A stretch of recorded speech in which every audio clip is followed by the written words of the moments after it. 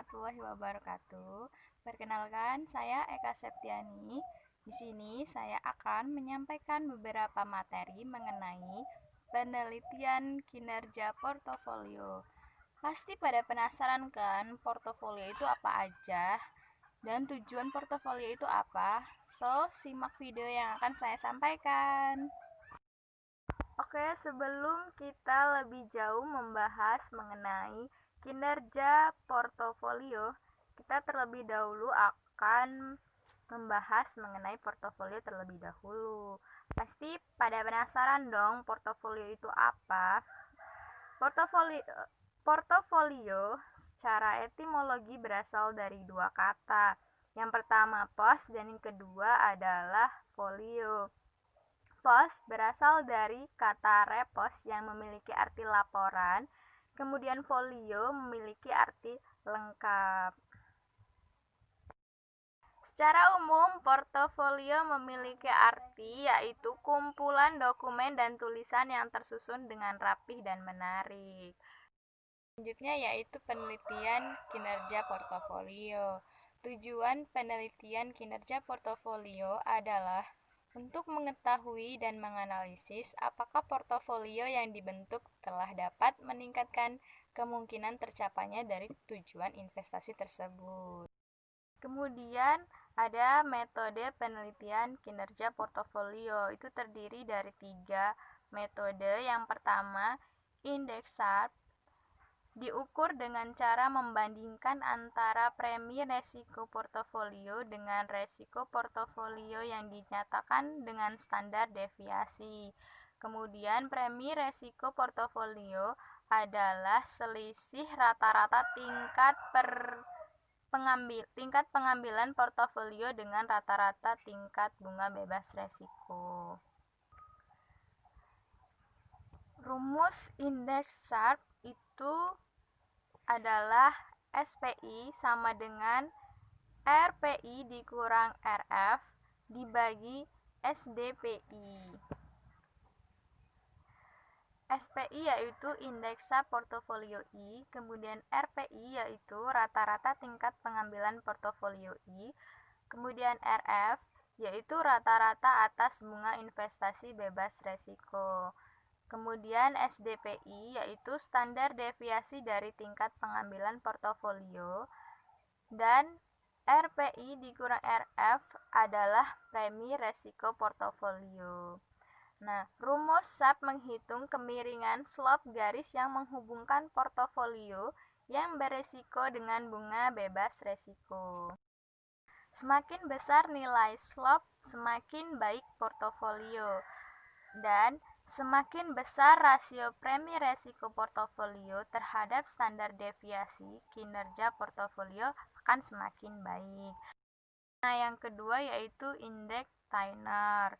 Indeks Tyner diukur dengan cara membandingkan antara premi resiko portofolio dengan resiko portofolio yang dinyatakan dengan beta. Beta adalah resiko pasar atau resiko sistematis. Nah, indeks Tyner ini dirumuskan TPI sama dengan EPI dikurang RF dibagi BPI, di mana keterangannya yaitu SPI adalah indeks portofolio I, RPI rata-rata tingkat pengambilan portofolio I, RF adalah rata-rata atas bunga investasi bebas resiko, kemudian beta PI adalah beta portofolio, kemudian RPI dikurang RF yaitu premi resiko portofolio.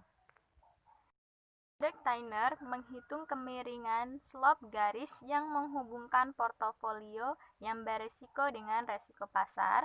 Kemudian, semakin besar nilai slope, semakin baik portofolio, atau semakin besar rasio premi resiko portofolio terhadap beta, yaitu kinerja portofolio semakin baik. Kemudian, indeks Tyner relevan bagi investor yang memiliki berbagai portofolio atau menanamkan dana pada berbagai reksadana atau mutual relevan. Kemudian melakukan diversifikasi pada berbagai portofolio. Nah, yang ketiga yaitu indeks portofolio Johnson.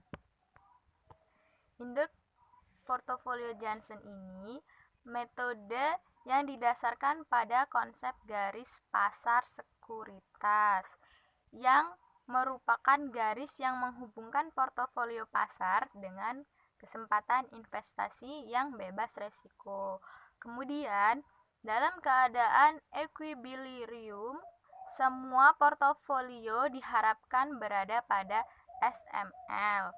Kemudian, jika terjadi penyimpangan yaitu jika dengan resiko yang sama, tingkat pengambilan suatu portofolio berbeda dengan tingkat pengambilan pada SML.